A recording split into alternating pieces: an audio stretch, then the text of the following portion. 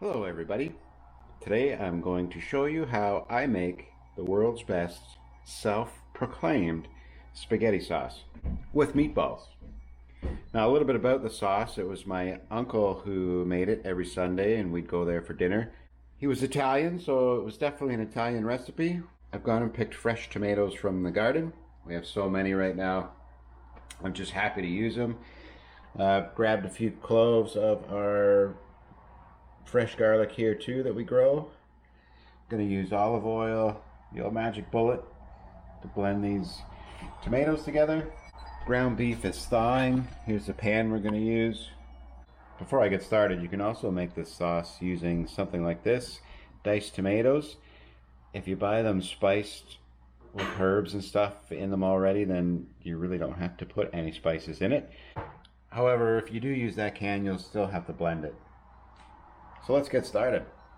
First thing we're going to do is open up these garlic cloves, peel them and slice them and dice them. Okay, so I've got my garlic. All the skins are off, peeled, ends cut off. So now the next step here is really just to cut it. I'll just cut some slices off of it and then cut those slices. All you're really looking for is small pieces of garlic. Nothing really uniform. Just cut them however you want. They're going to go into the sauce and they're going to cook the whole time. So they'll definitely soften up. You won't notice them. Once it's done cooking. By the way, I am no means a professional chef. I'm a mechanic by trade, but I am professional at making this sauce. Every time I make this sauce, it makes me think of my uncle, who sadly passed away many years ago, way too young. But everybody would get together at his house on Sundays, and we'd actually make the spaghetti and pasta from scratch as well. Run it through a machine by hand. Dry it, cut it, cook it, and everybody went home with some pasta as well. If you can hear that craziness in the background, it's my 4-month-old Great Dane puppy that decided she's got the zoomies while I'm making a video.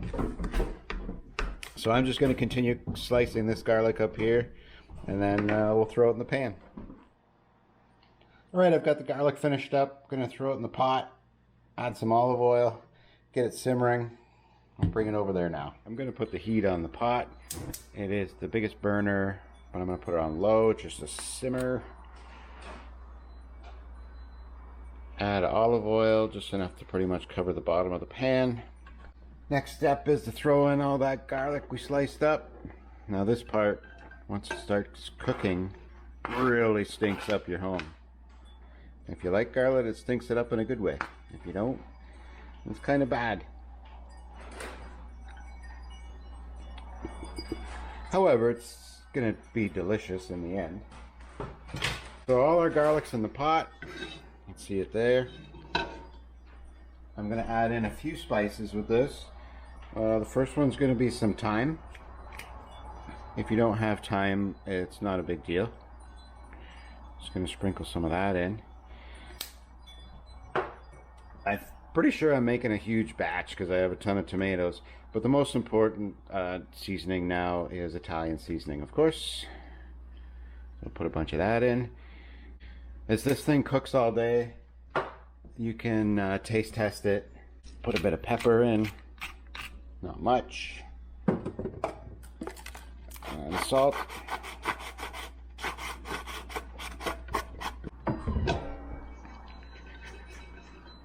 That's what it looks like, all mixed together. I'm going to leave that on over the heat. I'm going to start taking the stems out of the tomatoes.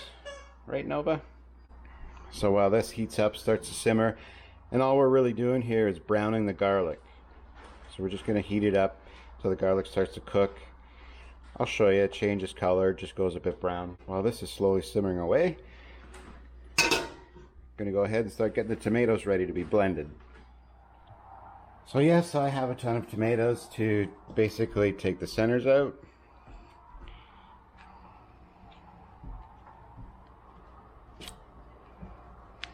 Not so much the center, but at least the stem. Throw it inside the blender. Get the next one ready. You can use anything to process these. If you have just a regular blender, something like a Ninja food processor, whatever. But the point here is with this sauce is to completely liquefy these tomatoes. And these are exactly the way they're going in. They are just straight out of the garden, right to the blender. So I'll just do one round here quickly so you can see what I'm doing. Once I show you this, then I'll just continue on off camera because it's going to be about 20 minutes it looks like. In my magic bullet I've stuffed about 5 or 6 in there, and I'll just put the lid on, push it down, and we'll start blending.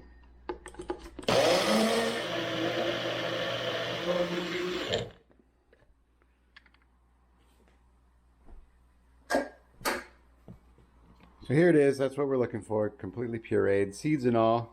The seeds will cook inside it and nobody will ever know the difference. So once our garlic is done and ready, we'll start pouring this into the pan. I can hear my garlic sizzling and I can smell it, so let's go over and take a look at it. Alright, so we're starting to get some heat in the pan now. It's definitely sizzling. Just what we're looking for. Looks like we've got another 5 or 10 minutes to go there, so we'll just go and continue pureeing up some tomatoes. Okay, so there's our garlic. We've definitely browned it, and it's ready to go. And man, does it smell like garlic in here. But our next step now is to just start pouring in our tomatoes.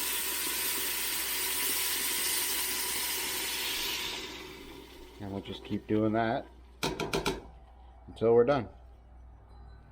The nice thing about this sauce is you can use any tomato you want. If I had a preference, I'd probably use San Marzano, but because we have so many tomatoes that are ready right now and the stand at the road is full of tomatoes as well, I just figured I'd use up what was ready. These are mostly beef steaks and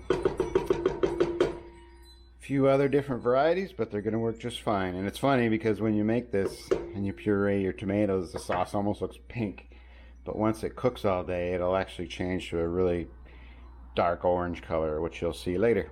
So I'm going to go ahead, finish doing the rest of the tomatoes, and we'll be right back. Change of plans. My little magic bullet kicked out on a thermal overload, and I don't really have time to wait for it to cool off, and I still have a lot of tomatoes to do. So here's another way of making this sauce, is to use an immersion blender, and that'll puree it just the same as we were doing. So I'm just going to go ahead and start that now.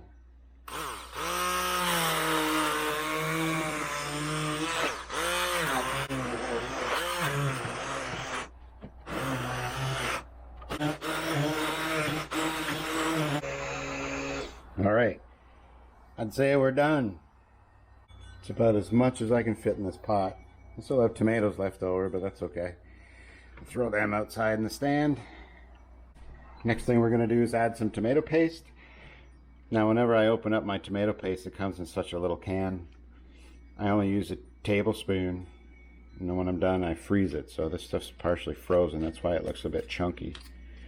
So I'm going to put in a tablespoon worth. About. Nothing really gets measured. So as this cooks, you can taste test it, and if it needs more spice, add spice. And if it tastes pretty good to you, then leave it be. Give it a bit of a stir. So it's 11 a.m. right now, and I'm going to let this simmer for 5 to 6 hours at least. And one of the reasons why I'm going to do that is because fresh tomatoes have so much water in them. We want to thicken this up and get rid of some of that water. Our last ingredient we're going to add until it comes to the meatballs is a can of Heinz tomato juice. 540 mils. I'm going to open that up, pour it in. I'm not really sure why, but these are probably all the secrets that makes this taste so good.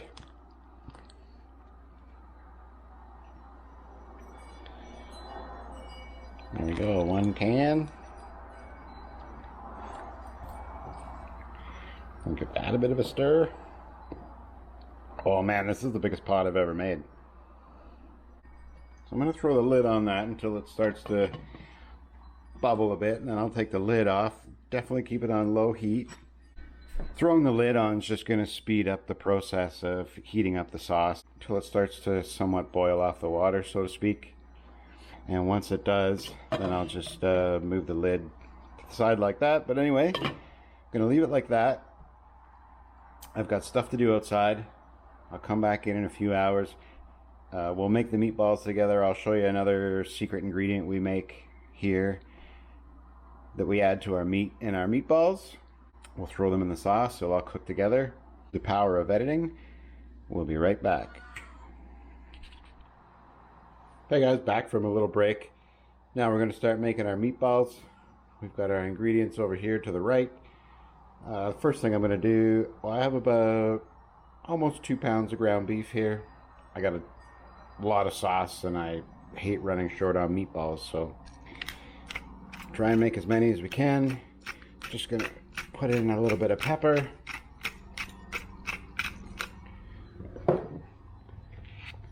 A little bit of free-flowing table salt, but not too much. Next is saltines. I think that's the name brand. People call them soda crackers. Just gonna crush some of those up in there. This is really gonna help things bond. Get a little bit more out of our meatballs. And the next step here is to crack in some eggs. Because we sell a lot of chicken eggs over duck eggs, I'm going to use duck eggs for this, but it really doesn't matter. I got 2 of these from the larger ducks. There's 1, 2. These little eggs here are from call ducks. They're like a miniature duck. Put 2 of those in. I'm just putting them in really to use it up. 4 is probably enough for the amount I'm using, but I just have 2 more little ones. This is actually a little chicken egg.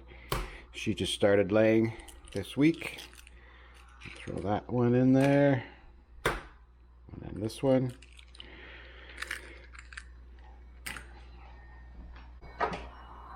And the final ingredient here is garlic paste. I've put this inside a baby food jar. Essentially, all it is the scapes off the garlic. Put this in the food processor with a little bit of olive oil and water. And the scapes or tails from the garlic. Turn it into a paste. So we kind of call this garlic paste. I'm going to put a bunch of this in. This is like the secret ingredient that people are going to wonder what the heck tastes so good. This is also amazing to put inside ground beef if you're making homemade burgers. If you ever have a chance to get any or make your own. It makes the best burgers. I've got a video on that somewhere in my library. Now we're just going to use our hands and mix all this stuff together.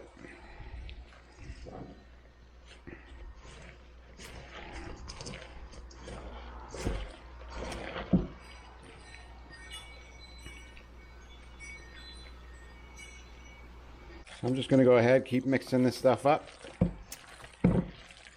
Be back in a few minutes and we'll add it into the sauce, and these essentially the meatballs will cook right inside the sauce. It just doesn't get any better than that. Alright, I've just moved my bowl here closer to the sauce. We'll start making our balls. All I do is that. That's our meatball. And we'll just set it inside the sauce. It's kind of too big. Roll it around, make it look like a ball. Set it in the sauce. You can see the change in color in the sauce now too. Got a nice light simmer going. Giving off a bit of steam. It's still got about another 3 hours to go. Just make a ball and drop it in. And if you want big ones, you can make big ones. If you want small, it kind of looks normal to me, but put that in there. And that's it. So I'm just going to continue doing this.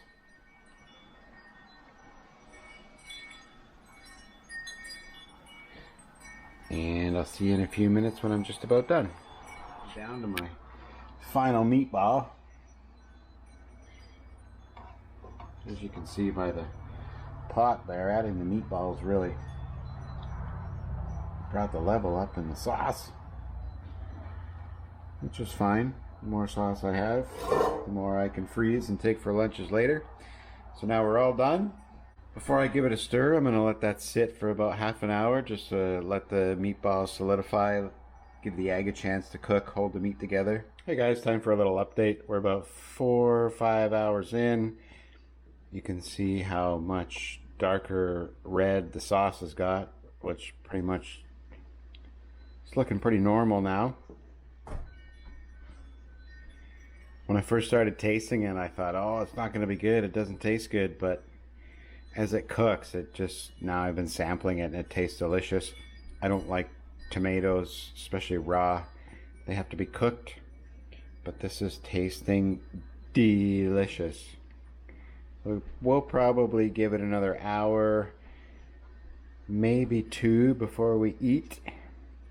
And then from there on in, it'll just get thicker each time we reheat it and cook it. But it is looking good.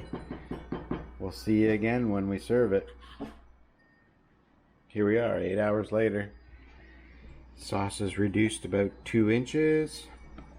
Probably let it simmer for a while after I cook it here if I don't steam up the camera. Got our paschettis ready. Gonna make a plate and enjoy this. So there you go, guys. The world's best self-proclaimed spaghetti sauce. It's worth a try. Thanks a lot for watching. I'll see you in the next video.